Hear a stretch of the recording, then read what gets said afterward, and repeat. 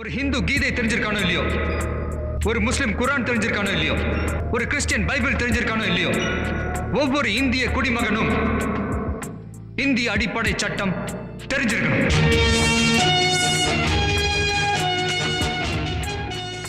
வணக்கம். சென்னை உதவி வழக்கு ரமேஷ் பேசுகிறேன். ரொம்ப முக்கியமான விஷயம், ஸ்கிப் பண்ணாமல் பாருங்கள். நாங்கள் கொடுக்குற ஆவணங்கள் எல்லாம் பார்த்தீங்கன்னா, நாங்கள் மற்றவங்க பார்க்கறதுக்கும் எங்கள் கோணத்துக்கும் பார்த்தீங்கன்னா, நாங்கள் சொல்லிக் கொடுக்குறது வந்து தெரியாத விஷயங்களை சொல்லிக் கொடுக்குறோம் உங்களுக்கு. புரியுதா இல்லைங்களா? இப்படி ஒரு வீடியோ நீங்கள் பார்த்துருக்கீங்களா இல்லையான்னு தெரில. நானே இதை பற்றி இந்த மாதிரி யோசனை பண்ணதில்லை. அதாவது சட்டம் வந்து கற்றுக்கிறது இன்னும் கற்றுக்கிட்டே இருக்கணும் போல் இருக்கு. ஒரு விஷயம் தெரிஞ்சுக்கிட்டா அது மூலம் எவ்வளோ விஷயம் சாதிக்கலான்றதுக்கு இந்த வழக்கு ஒரு உதாரணம். என்ன சட்டம்ன்றது சொல்லிட்டு அப்புறம் தீர்ப்பு விவரத்தை நான் சொல்லிடுறேன் அவங்களுக்கு.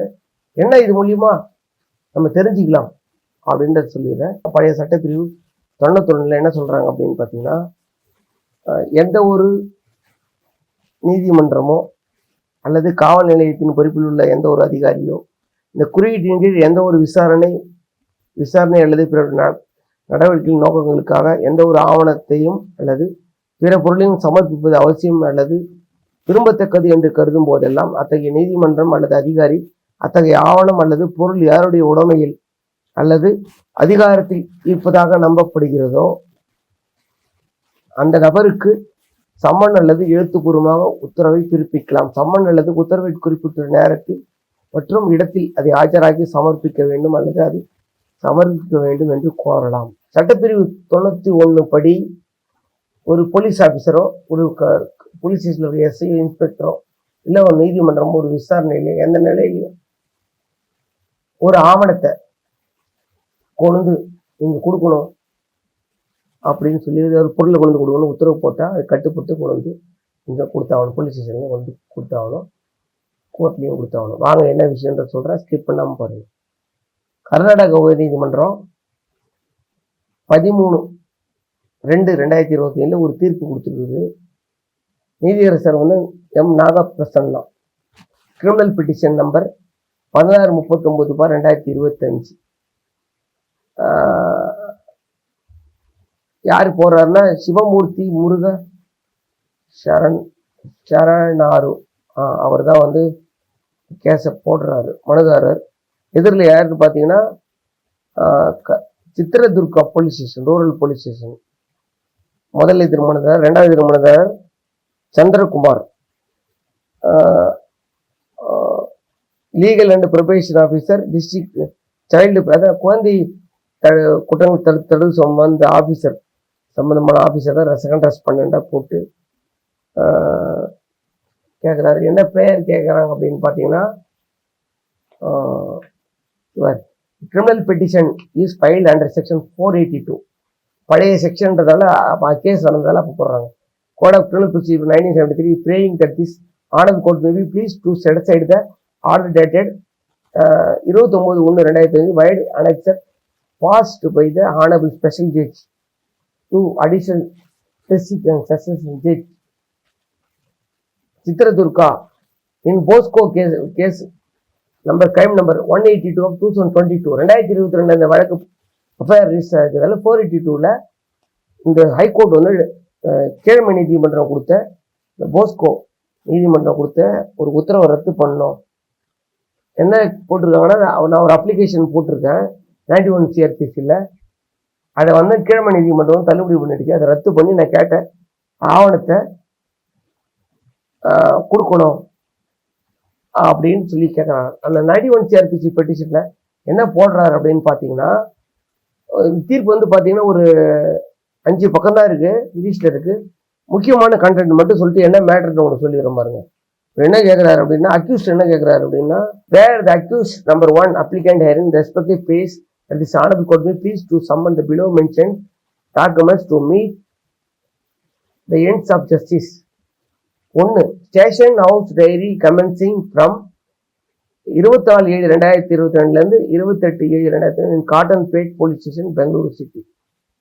Cottonpet Police Stationல இருக்கக்கூடிய இந்த காவல் நிலையத்தில் இருக்கக்கூடிய ஸ்டேஷன் ஹவுஸ் டைரி அந்த அந்த டைரியில் என்ன இருக்கும்னா ஒரு நாளைக்கு எத்தனை பேர் மனு கொடுத்துருக்கோம். இப்போ நீங்கள் கொண்டு ஒரு மனு கொடுக்குறீங்கன்னா உங்கள் பேர் எழுதி இந்த தேதியில வந்து மனு கொடுத்தாரு இந்த இது சம்மந்தமா அப்படின்னு ஒரு குற்றம் நடந்ததுன்னா அதை அந்த அந்த தேதியில் போட்டு அதை எழுதியிருப்பாங்க, ரெக்கார்ட் பண்ணும். காவல் நிலையத்தில் அன்றாட நடக்கக்கூடிய நிகழ்வுகளை பதிவு பண்ணக்கூடிய டைரி, ஸ்டேஷன் ஹவுஸ் டைரி, காவல் நிலைய நாட்குறிப்பு, எந்த தேதியில் 24/7/2022 28/7/2022 வரைக்கும் அந்த 4-5 நாள் அந்த ப்ரொசீடிங்ஸ் அந்த டைரி எடுத்துட்டு வர சொல்றாரு. அடுத்தது duty roster maintain by Cottonpet police station for the month of July 2022. July 2022 அந்த போலீஸ் ஸ்டேஷன்ல என்னென்ன பணிகள்லாம் நடந்து முடிறதுக்கு என்னென்ன வேலை பார்த்தாங்க போலீஸ்காரங்க அப்படின்றதுக்கு டியூட்டி ரோஸ்டர்னு ஒரு ரெஜிஸ்டர் இருக்கு, அதை எடுத்துட்டு வர சொல்லி கேட்குறாங்க. 3 note book of patrolling police constable mister Dhananjaya and Prakash ASI of Cottonpet police station Bengaluru city for the period of commencing 24/7/2022 27 CW8 additional charge sheet. Additional charge ஷீட்ல இதில் டாக்குமெண்ட் போட்டிருக்காங்க. என்ன கேட்டுருக்காங்கன்னா நோட் புக்கு யார் தனஞ்சயா அப்புறம் பிரகாஷ் ஏஎஸ்ஐ இவங்க 2 பேரும் இந்த தேதியில் பயன்படுத்தின அந்த நோட் புக்கோட அந்த புக்கை எடுத்துட்டு வர சொல்லி கேட்குறாரு, சம்மன் போட சொல்லி கேட்குறாரு. 4 Hoysala patrolling vehicle number 86-81 log book and digital entries in respect of its movement and information received from the control room pertaining to 24/7/2022 and 25/7. அந்த போலீஸ் வாகனம் இருக்கு இல்லையா, ரோந்து வாகனம், அவங்கள்ட்ட இப்போ ஏதாவது ஒரு தகவல் வந்ததுன்னு வச்சுக்கலாம், ரோந்து போகும்போது ஏதாவது குற்ற செயல் நடந்ததுன்னா அதை உடனே ஒரு புத்தகத்தில் என்ட்ரி பண்ணுவாங்க, அதுக்கு பேர் லாக் புக்குன்னு பேர். அப்புறம் டிஜிட்டலாக இந்த தகவல் வந்துச்சுன்னா அதை என்ட்ரி பண்ணி காவல் கட்டுப்பாட்டு அறைக்கு கொடுப்பாங்க, அதை வந்து ரெக்கார்டாக வச்சிருப்பாங்க. அது சம்பந்தமான அந்த அந்த தேதியில அந்த அந்த வண்டி மூலியமா காவல்துறை கட்டுப்பாட்டு வாகனம் மூலியமா போன அந்த தேதியில 24/7 25/7/2022 நடந்த அந்த பதிவோட இதை எடுத்துட்டு வர சொல்றாங்க, அந்த entry book log book digital entry. அடுத்தது statement of account pertaining to the PhonePe number அப்படின்னு ஒரு ஃபோன் நம்பர் போட்டு 3 ஃபோன் நம்பர் அதுலேருந்து இந்த அமௌண்ட்டு போன டீட்டெயில்ஸ் இருக்கு இல்லையா அதெல்லாம் எடுத்துகிட்டு வர சொல்கிறாங்க. Statement account. அப்புறம் இமெயில் டேட்டட் 26/8/2022 சென்ட் பை உடனடி Mysuru of CWC Mysuru. Mail transaction இந்த கீழ்கோட்டில் என்ன பண்ணிடுறாங்க, இவர் இதெல்லாம் இந்த இந்த காவல்துறையிட்ட இருக்கிற இந்த ஆவணங்கள்லாம் வந்து நீங்கள் போலீஸ் ஸ்டேஷன்லேருந்து வர வைக்கிறதுக்கு நீங்கள் சம்மன் போட்டு வர வைக்கணும் கோர்ட்டுக்கு அப்படின்னு இந்த எதிரி கேட்குறாரு. அப்போ அரசாங்க தரப்பில் என்ன சொல்கிறாங்க அப்படின்னா, இதெல்லாம் நாங்கள் தர முடியாது, எடுத்துட்டு வர முடியாது, இதெல்லாம் வந்து இவர் தகவல் இடத்துல கேட்டு வாங்கிக்கணும் அப்படின்னு சொல்லி இவருடைய விண்ணப்பம். அந்த 91 CRPCயில் காவல்துறைக்கு நீதிமன்ற சம்மன் போட்டு அந்த ஆவணங்களை கொண்டுட்டு வா, ப்ரொடியூஸ் பண்ணு அப்படின்னு சொல்லி உத்தரவு போடணும். ஜட்ஜி எப்பயுமே அரசாங்க தரப்புல என்ன சொல்றாங்களோ அதை வாங்கிட்டு கண்ணை மூடிட்டு பண்றதுதான் கீழ்மணி நீதிமன்றத்தோட வேலை. இந்தியாவில் இருக்கிற எல்லா கீழ்மணி நீதிமன்றம் சாபக்கேடு தான். ரிமாண்ட் கொண்டு வராங்கன்னா சுப்ரீம் கோர்ட்டு கைட்லைன்ஸை ஃபாலோ பண்ணிக்கிறீங்களேன்னு பார்க்க மாட்டாங்க, உடனே 15 நாள் ஜெயிலில் அனுப்பிச்சிட்டு உத்தரவு போட்டு முடிச்சிடுவாங்க. அதே மாதிரி இல்லை, நீ இந்த கேட்ட ஆவணத்தெல்லாம் வந்து தகவல் அறிவிச்சிடத்தில் வாங்கிக்கோ, அது வரத்து எவ்வளோ நாள் ஆகும், அப்போ 30 நாளில் போடுவோம், அப்புறம் கடலில் அப்பீல் போடுவோம், ஸ்டேட் கமிஷனுக்கு போகணும், எத்தனை நாள் ஆகும், உங்களுக்கு கொடுக்காம காலதாமதம் படுத்தணும் தான். ஆனால் அந்த அக்யூஸ்ட் என்ன நினைக்கிறாரு, இந்த ஆவணங்கள்லாம் வந்ததுன்னா இந்த வழக்கு ஓடப்பட்டு போயிடும். இப்போ ஃபோன்பேல நடந்த டிரான்சாக்ஷனு, அவங்களோட பெட்ரோல் போலீஸ் வெஹிக்கிளோட பெட்ரோல் ரூம் கொடுத்த தகவல், இதெல்லாம் வந்து உங்களால் கலெக்ட் பண்ண முடியாது. அவர் கேட்டிருக்கிறது 3, 4, 5, 6 இமெயில் டிரான்சாக்ஷனு, நோட்டி ரோஸ்டரு, ஸ்டேஷன் டைரி, இதெல்லாம் வந்து இந்த வழக்கு கட்டில் வராது சொல்லுவாங்க. அதெல்லாம் நீதிமன்றம் வந்து வர வச்சு பார்த்தா உண்மை தெரிஞ்சிடும். அப்போ என்ன பண்ணுது பெங்களூரு ஹைகோர்ட்டு, இவர் வந்து நான் அப்ளிகேஷன் ஆஃப் மைண்டில் செயல்பட்டு இருக்காரு, கீழமை நீதிமன்றம் மகிழா நீதிமன்றம் செயல்பட்டு இருக்குது, அதனால அந்த உத்தரவை ரத்து பண்றேன், இவரு பெட்டிஷன் கொடுத்ததை அலோவ் பண்றேன், 91 CRPCயில் கொடுத்த ரெக்கார்ட்லாம் வந்து கோர்ட்ல வந்து ப்ரொடியூஸ் பண்ணணும் அப்படின்னு சொல்லி உத்தரவு போட்டுறாரு. என்ன புரியுது உங்களுக்கு இல்லைன்ட்டு? இப்போ காவல்துறையில இருக்கிற அந்த நாட்குறிப்பு சில ஆவணங்களை வந்து நீங்க புகார் கொடுக்கும்போது கொடுத்துருப்பீங்க. இப்போ இந்த தீர்ப்புல இருந்து நீங்க என்ன தெரிஞ்சுக்கணும் அப்படின்னா, அந்த தீர்ப்புல என்ன சொல்லிக்கிறாரு பாருங்க. அது பாருங்க, லாஸ்ட் லைனை மட்டும் படிச்சிடுறேன். Petition allowed the இம்பகண்ட் order dated 29/1/2005 Another C passed by the second additional district sessions court Chitradurga stands quashed.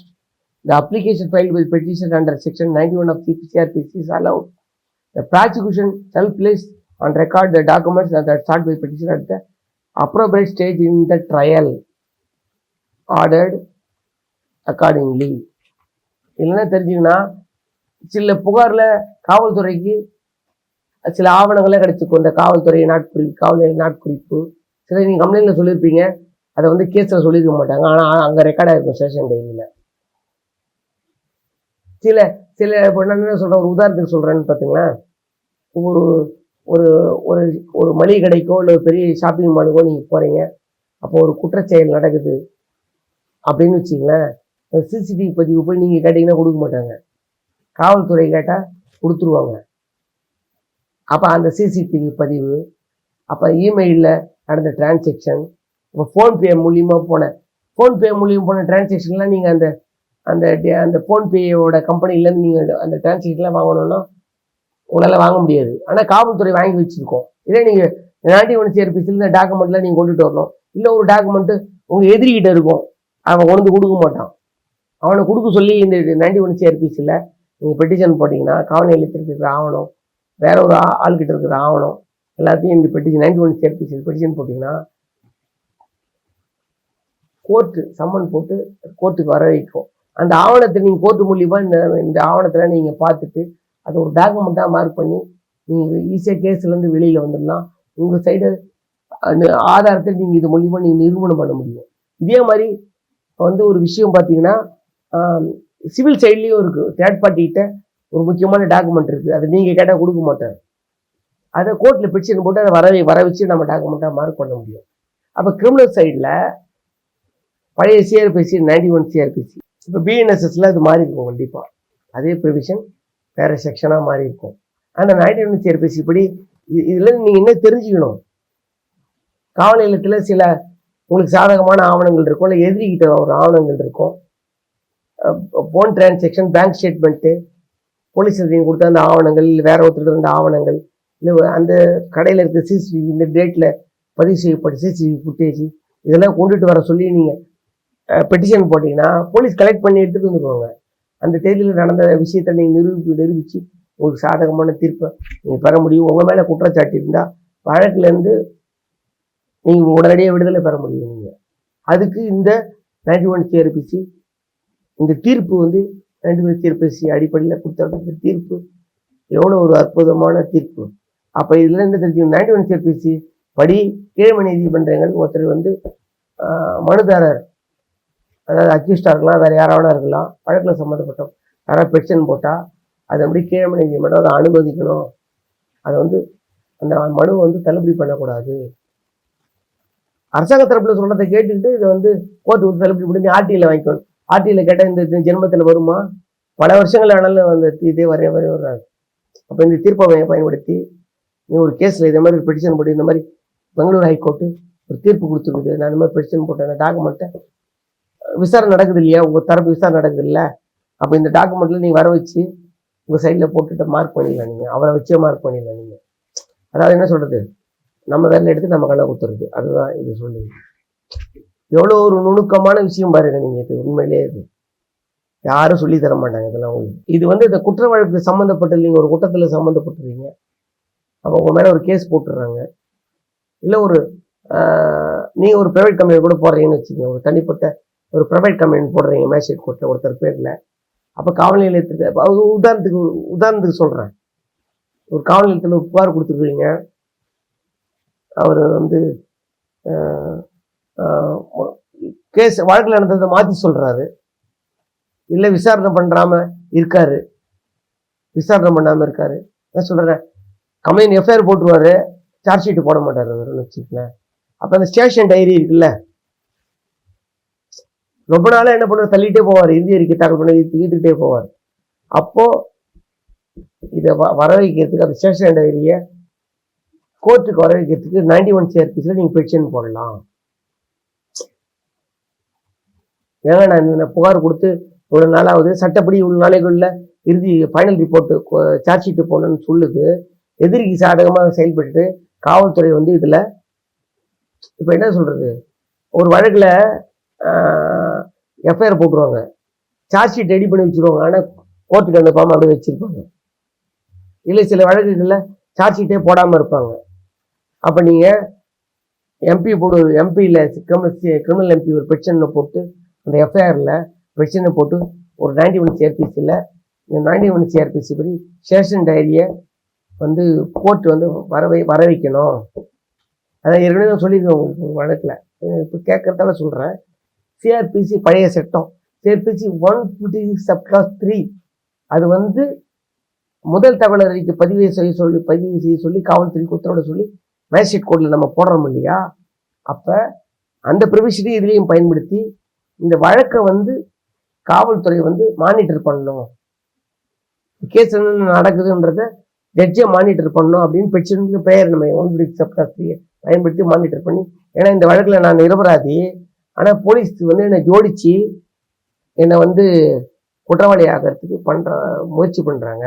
ஆனால் இந்த ஆவணங்களை நீங்கள் வர வைக்கணும், இந்த கேஸில் என்னென்ன நடக்குதுன்றத கோர்ட்டே நேரடியாக கண்காணிக்கணும், அப்படி மானிட்டர் பண்ணணும் அப்படின்னு நீங்கள் பெட்டிஷன் போடலாம். நான் அதுக்கு இருக்கணும் ஜட்ஜ்மெண்ட்டில் இருக்கணும் பல வீடியோக்களில் போட்டிருக்கேன். உங்களுக்கு என்னென்ன சட்ட பிரிவுகள் உங்களுக்கு இப்போ என்ன சொன்னேன்னே, எஃப்ஐஆர் போட்டு சார்ஜ் ஷீட்டை வந்து கோர்ட்டில் ஃபைல் பண்ணாமல் ஸ்டேஷன்லேயே வச்சுக்கிறாங்க, பண்ணுறாங்க, இழுத்தடிக்கிறாங்க, பெனிஃபிட் பண்ணுறாங்க. அந்த சார்ஜ் ஷீட் கொண்டு போட்டு அவங்க கேஸ் முடிஞ்சிடும், உங்களுக்கு சாதகமாக சார்ஜ் ஷீட் ரெடி பண்ணியிருப்பாங்க, ஆனால் கோர்ட்டில் கொண்டு ஃபைல் பண்ண மாட்டேன், காசு கேட்பாங்க. அப்போ நீங்கள் இது மாதிரி பெட்டிஷன் போட்டீங்க அப்படின்னா, இல்லை ஒரு டாக்குமெண்ட்டை கொண்டு இப்போ ஒன்றும் இல்லை, உதாரணத்துக்கு சொல்கிறேன்ல, ஒரு சாராய கேஸு வச்சுங்க, ப்ராப்பர்ட்டியை இந்த தடியால் தான் இவர் என்ன அடித்தார்னு சொல்லியிருப்பான். உதாரணத்துக்கு சொன்னேன், என் ஜூனியரே சொல்கிறேன், ஏழுமலை என்னை ஒரு தடியால் இவ்வளோ பெரிய ஒரு தடியால் என்னை அடித்தார், காயப்படுத்திட்டாரு அப்படின்னு ஏழுமலை மேலே ஒரு பொய் கம்ப்ளைண்ட் கொடுத்துருன்னு வச்சுக்கலாம், எஃப்ஐஆர் போட்டுவாங்க, எல்லாம் பண்ணுவாங்க. ஆனால் அதுக்கு தான் நாங்கள் என்ன சொல்லுவோம், அதுக்கு பேர் ப்ராப்பர்ட்டின்னு சொல்லுவோம், சொத்துன்னு சொல்லுவோம். இல்லை ஒரு 4 பேர் இந்த சேர்த்துக்கிட்டு பாட்டில் குடிச்சிட்டு இருந்தாங்க அப்படின்னா அந்த பாட்டிலை சீஸ் பண்ணி கொண்டு வச்சுக்கணும். அந்த சம்பவம் அந்த இடத்துல இந்த கத்தியால் ஒருத்தர் குத்திட்டாரு அப்படின்னா அந்த கத்தி ஒருத்தரை அடிச்சாரு, இரும்பு ராடை அடிச்சா அந்த இரும்பு ராடை கொண்டு வச்சுக்கணும், அதுதான் ப்ராப்பர்ட்டி. கேஸெல்லாம் எல்லாம் போடுவாங்க, அவர் அடிச்சுட்டு காயப்படுத்திட்டாரு, கத்தியால் குத்திட்டாரு, அந்த கத்தி ஸ்பாட்டுக்கு வராது, கோர்ட்டுக்கு வராது, அந்த இரும்பு ராடு வராது, அந்த சாராய பாட்டில் வராது. அப்போ அந்த கேஸை உடைக்கணும்னு நீங்கள் என்ன பண்ணோம், விசாரணை நடக்கும்போது இந்த 91 CRPCயில் நான் தாக்கணுதான் சொல்கிறாங்க இல்லையா, என்னை தாக்கணும் தான் நான் கொடுத்தாரு, எதிரி என்னை தாக்கணும் தான் சொல்லக்கூடிய அந்த ஆயுதத்தை, அந்த சொத்தை, அது சாராய பாட்டிலாக இருக்கலாம், இரும்பு ராடாக இருக்கலாம், இல்லை கத்தியாக இருக்கலாம், அது கோர்ட்டில் கொண்டு ப்ரொடியூஸ் பண்ணணும்னு போட்டிங்கன்னா என்ன பண்ணியிருப்பாரு, சாமர்த்தியமாக போலீஸ் ஸ்டேஷனில் சாராய பாட்டில் ஊற்றி அழுத்தி கொளுத்திட்டு இருப்பார், அந்த பானையை வச்சுட்டு இருப்பார், ஒன்றுமே இருக்காது, சும்மா கடனுக்கு போட்டு விட்டு சாவட்டும் கோர்ட்டு கேஸுக்கு வந்துட்டு இருப்பான். வெச்சனை போட்டிங்கன்னா அந்த கேஸ் டைரி, அந்த மெட்டீரியல் ரெக்கார்டு, அந்த இரும்பு ராடெல்லாம் எத்தார சொல்லி இந்த ரத்த கரை பற்றி சட்டைன்னு வச்சு ஒரு பேச்சுக்கு சட்டை ரத்த கரைச்சி சட்டை இருந்தது ஒன்று எங்கே இருக்குது, எங்கேருந்து ஏத்தாடுறது, அதை வச்சு நீங்கள் பிரச்சனை போட்டு ஏற்றா போலீஸ்காரர் தலையெழுத்து வேற வழியில் கோர்ட்டு உத்தரவு போட்டால் அந்த பொருள் எல்லாம் எத்தாந்து ப்ரொடியூஸ் பண்ணியே ஆகணும். அவருக்கு நிர்பந்தம் வருது. சட்டப்பூர்வமாக நீங்கள் இந்த 91 CRPC பயன்படுத்தி காவல்துறைக்கு சட்டப்பூர்வமாக அழுத்தம் கொடுக்க முடியும். ஒரு ஆவணத்தை, ஒரு பொருளை கொண்டு ப்ரொடியூஸ் பண்ண அந்த பொருள் வந்து கேஸே பிடிச்சி போச்சு. ஒருத்தருக்கு பேங்க் டிரான்சாக்ஷன் இருக்கும், ஃபோன்லேருந்து இந்த கூப்பிட்டு சொல்லியிருப்பாங்க. புரிதா இல்லையா உங்களுக்கு சொல்றது? இப்போ ஒரு காவல் நிலையத்துக்கு ஒரு புகார் வந்து ஃபோன் பண்ணி சொல்கிறாங்க, இன்னார் தான் புகார் சொன்னாங்க. இப்போ ஒரு உதாரணத்துக்கு சொல்கிறான்னு வச்சுக்கலாம், இப்போ இங்கே இந்த ஸ்கூலில் குண்டு வச்சுட்டாங்க, அந்த ஸ்கூலில் குண்டு வச்சுட்டாங்கன்னு வெடிகுண்டு பொருளை கிளப்புறாங்கல்ல, அவன் காவல்துறை கட்டுப்பாட்டு அறைக்கு வருதுன்னு வச்சுக்க, அவங்க வரும்போது எந்த நம்பர்லேருந்து வந்தது ரெக்கார்டு போலீஸ் டேஸ்ட் பண்ணியிருப்பாங்க, எந்த நம்பர்லேருந்து வந்தது அப்படின்றத நீங்கள் ஒன்று பிடிச்சி பண்ணுங்க அப்படின்னு 91 CRPC பிடிச்சி பண்ணணும். பாதிக்கப்பட்ட நபர் இப்போ நான் தான் பண்ணியிருந்தேன்னு என்ன பண்ணியிருந்தாங்கன்னு வச்சுக்கேன், நம்ம நம்பரில் தானே பண்ணியிருக்கணும். அந்த நம்பர் கண்ட்ரோல் ரூமுக்கு வந்த ரெக்கார்டு ஸ்டேட்மெண்ட்டு, அதோட டிரான்சாக்ஷன் டீட்டெயிலை அந்த ஃபோன் பிஎஸ்என்எல் ஏர்டெல் ஜியோ அந்த தொலைபேசி நிறுவனத்தை வாங்கியிருப்பல்ல, அந்த இதை கொண்டு ப்ரொடியூஸ் பண்ணு பிரச்சனை போட்டீங்க. அது உதாரணம் சொல்லணும்னு வச்சுங்க. சீரியல் சொன்னாதான் உங்களுக்கு புரியுது. சீரியலில் பார்த்தீங்கன்னா விஜய் டிவியில் சின்ன மருமகள்னு ஒரு தொடர் போகுது. அதில் அந்த பொண்ணு வந்து அந்த ஒரு மந்திரியாக இருப்பார். அவருக்கு வந்து குழந்தை திருமணம் நடக்குதுன்னு சொல்லி இந்த பொண்ணு ஃபோன் பண்ணிடும். அதனால் அந்த கோவப்பட்டுக்கிட்டு அந்த பொண்ணை வீட்டில் சேர்த்துக்காத ஒதுக்கி வைப்பார். அப்போ அந்த மாதிரி சமயத்தில் ஏன் நம்பர்லேருந்து இந்த 8 மணிக்கு நான் தான் ஃபோன் பண்ணேன்னா இல்லையா, எந்த நம்பர்லேருந்து இந்த கால் வந்து இந்த கண்டுபிடிக்கிறதுக்கு அந்த ரெக்கார்டை ப்ரொடியூஸ் பண்ண சொல்லி 91 சேர்த்து நம்ம பெட்டிஷன் போட முடியும். அது மூலியமாக நாம செய்யல அந்த குற்றத்தை யார் செஞ்ச நபரை வச்சு அந்த நம்பருக்குரியவர் யாருன்றதை கண்டுபிடிச்சி போலீஸ் கொண்டு வந்து ப்ரொடியூஸ் பண்ணியே ஆகணும். அது காவல்துறைக்கு சட்டப்பூர்வமாக ஒரு ஆவணத்தையோ ஒரு பொருளையோ கொண்டு நம்ம இந்த பெட்டிஷன் போடும் மூலமாக அதை கொடுத்து நம்ம குற்றவாளிகளை நிரூபிக்க முடியும். ஒரு வழக்கில் நம்ம வந்து விடுதலை ஆகலாம், இல்லை நம்ம தரப்பு வழக்கை நம்ம நிரூபித்து வெற்றி பெற முடியாது. அதுக்கு இந்த 91 சேர்த்து பெரிய உதவியாக இருக்கும். கண்டிப்பாக இந்த விஷயம் உங்களுக்கு ரொம்ப பிடிச்சிருக்கோங்க. இந்த விஷயம் உங்களுக்கு பிடிச்சிருந்தா தீர்ப்பெல்லாம் ஜட்ஜ்மெண்ட் வந்து டிஸ்கிரிப்ஷன் பார்த்துருக்க விஷயம் உங்களுக்கு பிடிச்சிருந்தா லைக் பண்ணுங்கள், கமெண்ட் பண்ணி ஷேர் பண்ணிவிட்டு சப்ஸ்கிரைப் பண்ணுங்கள். நன்றி, வணக்கம்.